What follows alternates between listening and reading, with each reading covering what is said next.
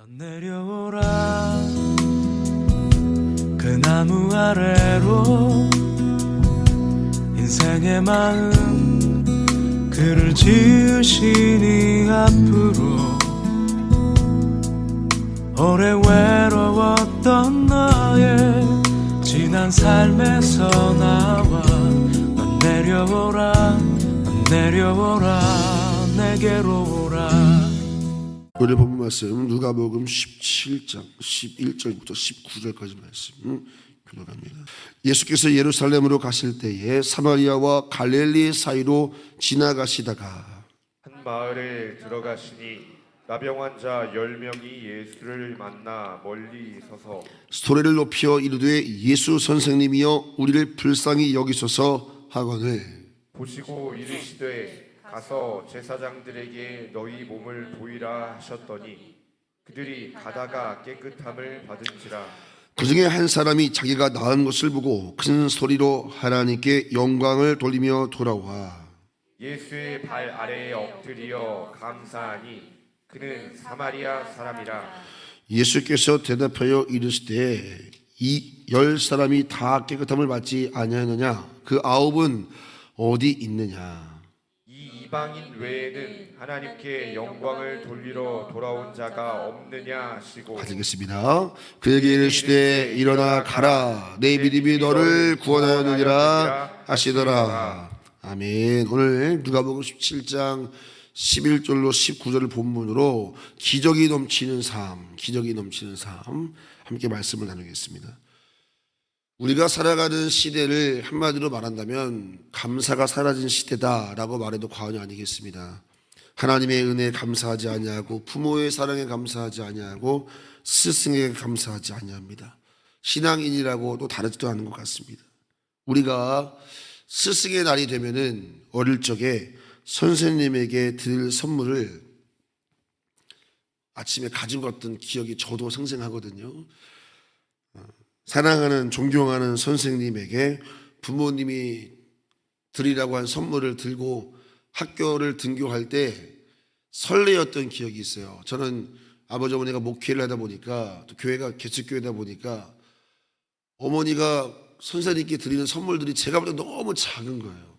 그래서 스승의 날 때 학교 가는 길이 발이 무겁기도 했었고 또 어떨 때는 또 성도들이 주신 선물을 주실 때 있었어요. 그러면 제가 볼 때 좀 큰 선물이면은 어릴 적에 학교를 갈 때 선생님이 이걸 받을 때 어떤 표정을 지을까 그런 떨리고 설레이는 마음으로 학교를 갔던 기억들이 있습니다. 그러고 보면은 여러분 누군가에게 감사할 수 있는 삶 그 자체가 행복입니다. 내가 감사할 수 있는 대상이 있다.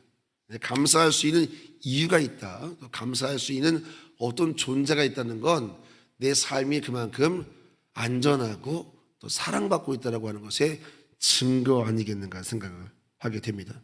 그리고 반대로 감사하는 인생처럼 사랑스러운 인생도 없어요. 여러분 감사하면 떡 하나 더 주고 싶잖아요. 감사하면요 받을 사랑보다 더 큰 사랑 받고 살아요. 그게 지혜입니다, 여러분. 저는 오늘 이 새벽 여러분의 입술 속에서 감사가 고백되기를 예수님의 이름으로 축원합니다. 목회자인 저도 감사하는 성도 기도가 더 나오게 돼 있습니다. 그럴 수밖에 없는 것입니다, 여러분. 그래서 성경은 감사하라 말하는 거예요. 어저께 월요일이지만 우리 김주원, 강보경 우리 집사님 가정을 우리 교육자들과 함께 신방을 다녀왔어요. 신방을 광고했는데 우리 교회 나온 지 제일 얼마 안 된 가정이 제일 먼저 받게 됐어요. 자, 이것도 아이러니인데 여러분 신방을 많이 받으세요. 그게 복입니다. 자, 어제 그 가정을 갔는데 제가 너무 감사한 건 그 김주원 집사님의 모교회가 목동 능력교회입니다. 이동성 목사님이 목회하시는. 저는 깜짝 놀랐습니다. 주차장에 딱 내렸는데 목동 능력교회가 바로 20m, 30m 앞에 있었어요. 정말 깜짝 놀랐어요. 이 가까운 곳에 모교회가 있는데 40분 이동을 해서 우리 교회를 나온다는 것이 얼마나 제가 감사했는지 몰라요. 그냥 입구부터 은혜를 받았어요. 그래서 들어가서 이제 함께 예배를 드렸습니다. 남편은 의사고 아내는 간호사 출신이잖아요. 의사와 간호사는 서로 만나서 결혼하기가 힘들대요. 서로 너무나 긴장된 현장 속에서 일을 하다 보니까 서로 거친 모습, 민낯의 모습을 보이다 보니까 예민해 있잖아요. 사람이 죽고 사는 현장 아니겠어요? 그러니까 보통 의사와 간호사는 앙숙이라는 거예요. 근데 이 두 사람은 인격과 성품이 정말 제가 봐도 괜찮아요. 아주 멋져요. 그래서 간호사계에서 우리 강복영 집사를, 또 의사계에서는 또 우리 김전 집사를 서로 추천을 해가지고 그렇게 축복 속의 만남을 가졌죠. 제가 두 사람을 어떻게 만났느냐 예배 전에 막 질문을 하는데, 김주원 집사가 그렇게 교수님과 간호사들에게 인기가 많았다는 거예요. 아주 귀여운 상이잖아요. 잘생긴 얼굴은 아닌데 아주 귀엽고 사랑스럽죠. 근데 제가 이야기를 들어보니까 이유가 있어요. 선배가 이제 이렇게 얘기했대요. 너 병원 들어가면 무조건 이인사를 잘해라. 이인사만 잘하면 된다. 그래가지고 본인도 인사를 집중한 거예요. 제가 물어봤어요. 왜 이렇게 인기가 많았다고 생각하느냐? 그랬더니 제가 다른 사람보다 인사를 잘했고 잘 웃었어요. 감사합니다. 고맙습니다. 그렇게 긍정적인 에너지를 많이 분출하는 거예요. 정말 긴장되는 마지막 순간, 여기는 누구나 짜증날 수밖에 없는 순간인데 한 걸음 더 이제 나간 거죠.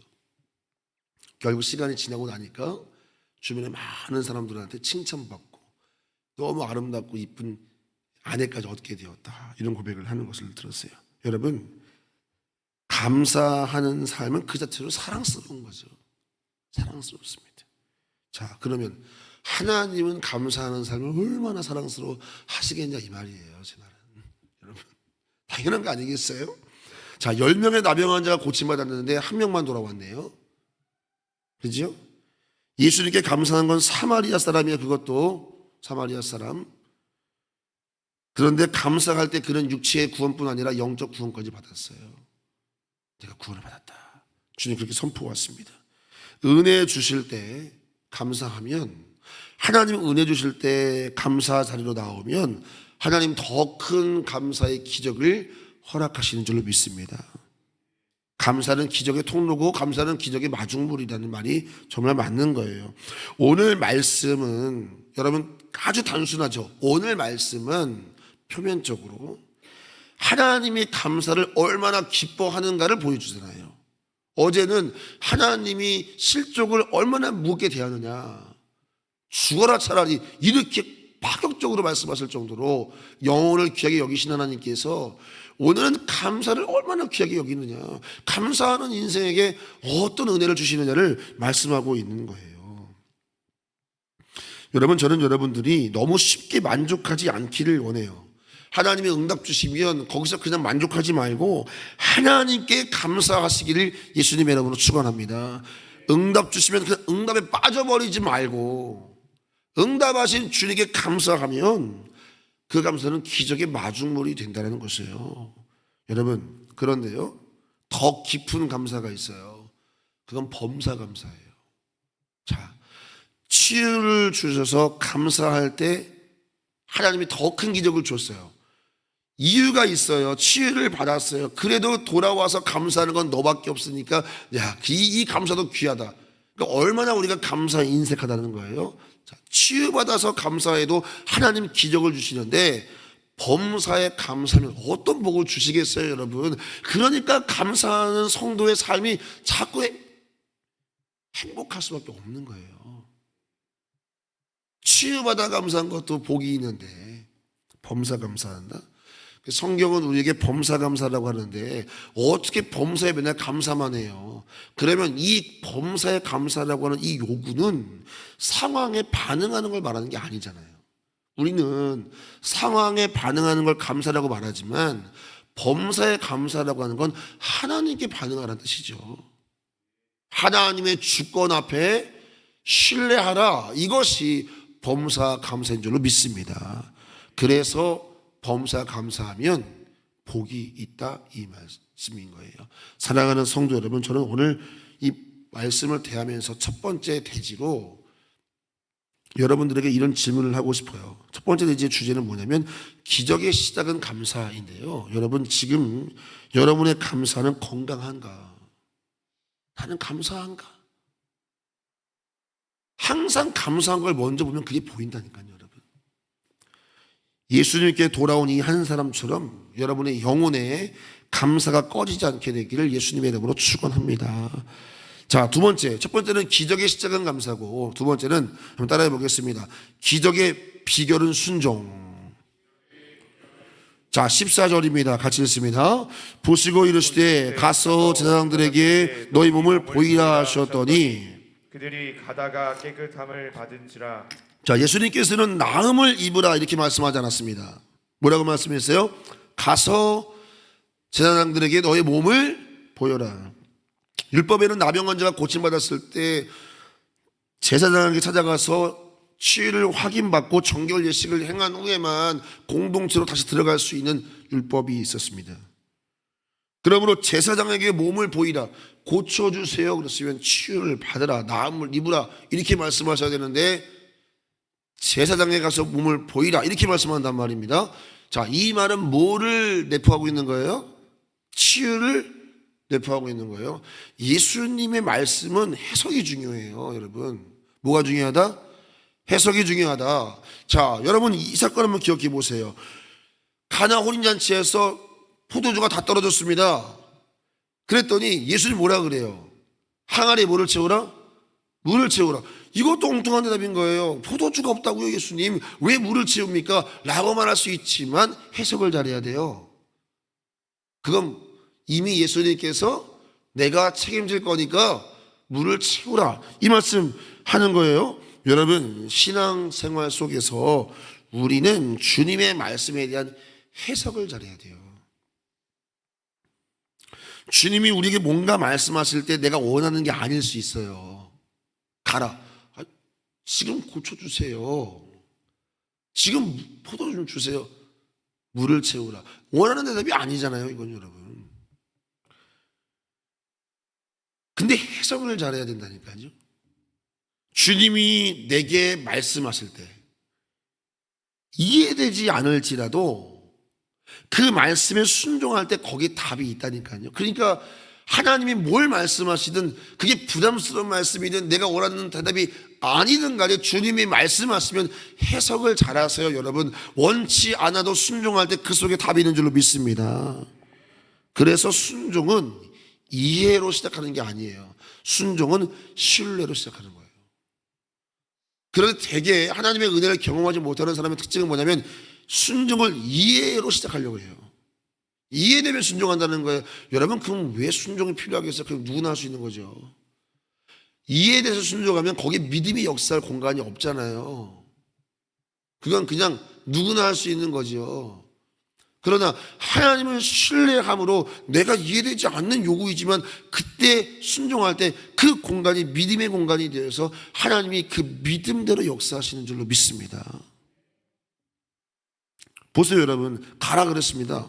근데 여러분, 오늘 본문에 보시면은요, 이 친구들이 언제 고침받는다고 되어 있어요? 자, 어디를 보시냐면요, 14절 보겠습니다. 14절 다시 읽습니다.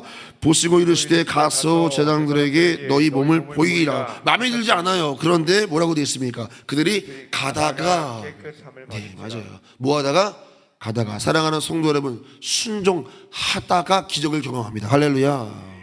순종하다가. 그러니까 이해되어서 간다 그러면 이 공간이 없어요. 그러니까 여러분, 뭐 목회자를 통해서 또 환경을 통해서 교회를 통해서 내가 원하지 않는 답이 왔어요. 난 이걸 원하는 게 아니야. 그런데 여러분, 지혜로운 사람은 해석을 잘한다고요. 순종하면서 기적을 경험한다. 여러분에게 그 은혜가 있기를 예수님의 이름으로 축원합니다. 자, 기적의 비결은 순종이고 기적의 시작은 감사고 마지막 기적의 목적이 있습니다. 기적의 목적. 자, 15절 16절 같이 읽습니다. 그 중에 한 사람이 자기가 나은 것을 보고 큰 소리로 하나님께 영광을 돌리며 돌아와 예수의 발 아래에 엎드려 감사하니 그는 사마리아 사람이라. 자, 예수님의 발 아래에 엎드렸습니다. 하나님이 내게 주시는 응답의 목적지는 응답이 아닙니다. 하나님이 내게 주시는 기적의 목적지는 기적의 현장이 아닙니다. 바로 예수의 발 아래 엎드리는 현장입니다. 이것이 기적의 목적인 줄로 믿습니다. 하나님 내게 은혜 주시면 하나님이 원하시는 목적지는 그 은혜를 받고 예수 발 아래 엎드리는 것입니다. 근데 많은 사람들은 그 현장에 머무르는 것입니다. 그러니까 거기서 끝나는 겁니다. 복을 받으면 그 복으로 너무 쉽게 만족해버리는 겁니다. 더 큰 복을 구해야지요. 와, 이런 은혜를 주셨단 말이야? 그럼 더 큰 은혜를 구해야지. 하나님 앞으로 가야지. 기적을 주면 기적이 아니라 기적의 하나님을 봐야 되는데 하나님의 기적에서 머물러 버리는 것입니다. 참으로 어리석은 삶입니다. 하나님이 여러분의 삶에 기적을 주신다면 하나님을 계시하는 겁니다. 나 이런 하나님이다. 내게로 와라 이 말입니다. 우리의 목적은 응답이지만 하나님의 목적은 여러분입니다.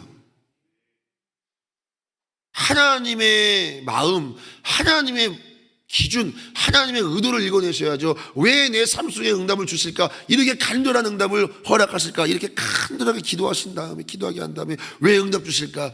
하나님은 나를 원하시는 거예요. 예수의 발 아래 엎드렸다. 무슨 말입니까? 이 말은 더 들어가면 난 너에게 줄 게 아직도 많다 이 말입니다. 그러니까 하나님이 주시면 응답 주시는 하나님을 놓치지 않게 되기를 예수님의 이름으로 축원합니다. 자, 오늘 말씀을 정리하겠습니다. 감사는 기적의 시작이고 순종은 기적의 비결이고 기적의 목적은 나와 하나님과의 인격적 관계에 있다. 이 세 가지 여러분 잊지 마시기를 예수님의 이름으로 축원합니다. 여러분, 우리 좋은이교회 다음 세대가 얼마나 귀해요. 우리 교회 304가 얼마나 귀해요. 얼마나 많아요 우리 교회가. 그지요? 여러분, 애 키우면요 교회 나와서 예배드리는 거 쉽지 않아요. 그들이 헌신하는 건 시간이 필요한 거예요. 자, 그러면 우리 교회가 얼마나 감사한 교회예요. 우리 교회는요 어떤 교회보다 감사가 넘쳐야 돼요. 칭찬이 넘쳐야 되고 격려가 넘쳐야 돼요. 선교가 시작됐어요. 얼마나 감사해요. 얼마나 축복이에요. 할렐루야. 여러분, 서로가 격려하고 박수쳐도 부족한 거예요. 와, 2층에 식당도 성도들의 헌금을 통해 시작됐어요. 이게 얼마나 감사한 거예요. 교회가 이렇게 어려운데도 뭔가 우리가 할 수 있는 일을 하고 있잖아요. 근데 마귀는 불평하게 한다 이 말이에요. 기적을 멈춰버리게 합니다. 그러나 감사하면 더 큰 기적이 있을 줄로 믿습니다. 기대하세요 여러분. 하나님은요 부자예요. 우리가 가진 문제 아무것도 아니에요. 지금 우리를 보시는 거예요. 너 입술에 감사가 있느냐? 감사하시기를 예수님의 이름으로 축원합니다. 여러분의 가정도 마찬가지인 거예요. 뭐든지 감사거리를 찾으세요. 그러면 하나님 더 주십니다. 기도하겠습니다. 1천 번째 드립니다. 이슬미 청년 우리 오하겸 어린이, 오할워랑 어린이 1천 번째 드립니다. 하나님, 얼마나 감사하면 손주 손녀 위해서 또 딸을 위해서 이렇게 1천 번째를 매일 드릴까요? 이 지혜를 우리도 배우게 하여 주셔서 주님 범사에 감사하여 자녀들에게 큰 복이 임하게 하여 주옵소서. 오늘도 귀한 자녀들 위해서 기도하는 우리 사랑하는 성도들 주님 동일한 은혜가 흘러가게 하여 주셔서 감사의 신앙의 유산을 물려줄 수 있는 우리 아비와 어미가 되게 하여 주시옵소서.